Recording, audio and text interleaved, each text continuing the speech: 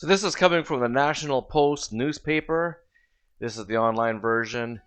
Adamsivo, BC, which is British Columbia, plans to give safer supply fentanyl to minors, and parents won't have a say. No minimum age listed in protocols for providing youth with taxpayer-funded recreational fentanyl, because every minor needs recreational fentanyl, don't they? I wish I had recreational fentanyl when I was growing up in the 80s. It would have made life so much better, right? Unbelievable. Once again, Clownada, British Columbia, you cease to amaze me with your ridiculous clown agenda. It never ceases to amaze me. Unbelievable, but very believable once you understand exactly where all of this leads, and it's basically to hell on earth. And the article states here, what constitutes a clear trampling of parental rights? British Columbia recently authorized the provision of a safer supply fentanyl to youth across the province, regardless if parents are informed or agree to this measure. Once again, chartering parental rights. Like, just think about what they're doing. They're giving underage kids drugs. I know they're saying it's to prevent them from overdosing and dying. Well, how about we put them in a rehab center? Oh, but we can't do that against their will. But then you can give children fentanyl against their parents' will. How about if the parents say, instead of giving my kids fentanyl, can you please provide them with paid, taxpayer-funded cleanup? Let's put them in a drug rehab and let's clean them up. That's what they need. All we're doing is creating an army, a legalized army of drug-addicted kids that will turn into drug-addicted adults. That's all that's happening in Clownada, in British Columbia. It's just unbelievable, unreal. This is the California of Canada. If you don't know what British Columbia is, it's the Portland, it's the Oregon of Canada, it's the California of Canada. Same slimy communist-style agenda, same perceptions, same mindset. You know, it's just that West Coast, just ridiculous mindset of just let everything thrive. Let's just bring it all down. Let people do exactly what they want. It doesn't matter if the rest of society agrees with it. It doesn't matter if it actually destroys those individuals. People should be able to do exactly whatever the F it is they want. And it doesn't matter what age they are either. And of course, all of this is under Justin Castro's regime. He got into power in 2015, and since then, you have the catch and release program where, you know, offenders are caught and then they're released the same day. They were stating some statistic that in the city of Vancouver, it's like under 100 people responsible for most of the major crimes in the city. And the reason is, of course, they're caught, they're put into jail for one day, and then they're released, and they continue on with this program. They just keep doing it. Why would you do that unless you're trying to bring down the country, unless you're trying to destroy British Columbia, unless you're trying to wreck Clowncouver? Obviously, this is what's happening here. And then, of course, they had in 2020 or 2021, I can't remember what year it was, in January, I think it might have been last year, maybe 2022, they legalized possession of hard drugs up to 2.25 or 2.5 grams of any hard drugs, cocaine, meth, fentanyl, ecstasy, to everything. It's any hard drug, you can carry it. And what happened? Oh yeah, gangs from Montreal are coming here because they see how lax the drug laws are, that they're getting in on the fun. Why wouldn't you want to be a drug dealer in British Columbia? Why wouldn't you want to be a drug dealer on the downtown east side of Vancouver? It's a free-for-all. It's an easy way to make money. You're not going to get in trouble, and it's a great business because nothing's going to happen to you. Well, you might get shot and die, get killed, but besides that, the cops aren't going to do anything to you. The catch and release program's not going to do anything to you. Milder winters, and you got all your clients on one street in the downtown east side camping there waiting for you to give them your supply. One sec. While the BC government generally promotes its commitment to safer supply, it was oddly silent in this instance. I became aware of the new protocols only because two concerned addiction physicians contacted me shortly after their publication. as there has been zero media coverage of this development. So, either they use the media in order to build support, but if they know for sure they can't build support for whatever dirty scheme they're trying to unleash on us, the media remains completely silent, except of course, the National Post.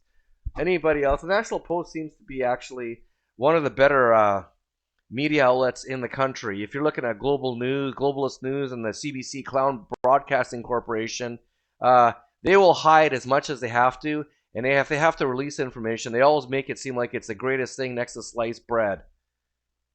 Welcome to British Columbia, the hell of the North. Then it states here, the provincial government has been able to ramp up the distribution of safe fentanyl with almost no public scrutiny. Of course, just think about it. How are they supposed to spin this? Well, they probably can. There's libtard parents who will agree with this. But really, we're going to give fentanyl to anyone under the age of 18 and parents have no say in the matter? Unbelievable. This is a shame, as the new protocols are full of red flags, including a jarring near absence of safeguarding measures when giving fentanyl to minors, to say nothing of the obvious ethical issues around underage consent. Well, they want you to be able to use a skill saw and chop off your ding dong, in the guise of equality and all this other crap. So why wouldn't they allow your children to get fentanyl? Eventually, of course, guys, these children are going to be able to walk around with any amount of drugs. Eventually, the Canadian government, the British Columbia government, will be selling hard drugs to your kid. They will be selling drugs to everybody. Now they're selling, of course, marijuana and stuff like that. Remember when there was drug houses and they were knocking down the doors and it was all these drug gangs involved with these grow-ops, but then I guess the government caught wind of all the money they were making. They decided to be drug dealers themselves. What do you think is going to happen with this situation? Cocaine is going to be sold on corner stores and whatever eventually. This is how ridiculous everything is in this country, in this province, and in Vancouver. The protocols do not provide a minimum age for when youth can receive recreational fentanyl. Just think of that stupid word, recreational fentanyl. Why would an underage minor need recreational fentanyl?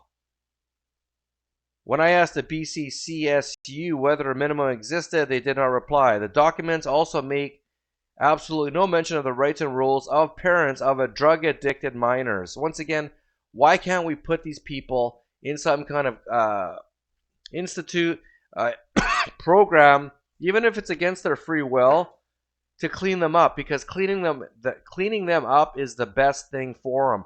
Of course, it's against their free will. They don't know what they're doing. They're addicted to drugs. They're addicted to fentanyl. Obviously, it's going to be against their will because they don't want to stop taking fentanyl. They don't want to stop taking hard drugs. Do you think drug addicts, for the most part, are going to want to consent or want to be locked up and get clean against their will? Of course not. But it benefits their health and it benefits society as a whole. It's common sense. Just the fact that I have to make these videos shows how far gone common sense and logic and just family values are in this country of Clownada under the regime of Justine Castro. And here we go. Yes, it is hard to imagine any scenario where a drug-addicted minor would be capable of providing informed consent for safer supply fentanyl, given that addiction hijacks the brain and inhibits rational decision making. Obviously, have you seen the fentanyl addicted, drug addicted people on East Hastings Street in Vancouver, Canada? They're bent over, they can't walk, they're just passed out. 6 to 7 of them are dying per day. Of course they can't make an informed decision. You have to make a logical and informed decision for addicted people, especially if you're your parents, especially if you're family. And the government states that they're here to help us and protect us. Guys, they're not here to help you. They're here to destroy your life. They're here to destroy Canada so then they can implement a one world government as the savior to all of this that's going on around the world. Don't be naive. Don't be foolish. That's exactly their whole plan. You don't make that many mistakes as a government unless it's on purpose. While Health Canada confirmed to me in an email that it did not play a role in the development of these protocols, it did not respond to a follow-up email where I asked if the federal government had any objections to giving recreational fentanyl to minors. So you tell me, if Health Canada is not involved and they did not play a role in these protocols, who is making these protocols? Who's making these guidelines available to give recreational fentanyl to underage minors? Who? I thought Health Canada was there to help us, to protect our health, to make us healthier. So who exactly is responsible for these protocols? Oh yeah, it's the death cult of the libtard government under Justin Castro regime. And I thank Adam Zivo, I guess he's a journalist working at National Post, for writing an actual real article trying to inform Canadians about what's going on. Thanks for watching the Real Truth Report. Stay tuned for more madness coming from the frozen north and the rainy west coast of Clownada, here in British Columbia, in the city of Clowncouver, formerly known as Vancouver. Thanks, guys. Have a great day.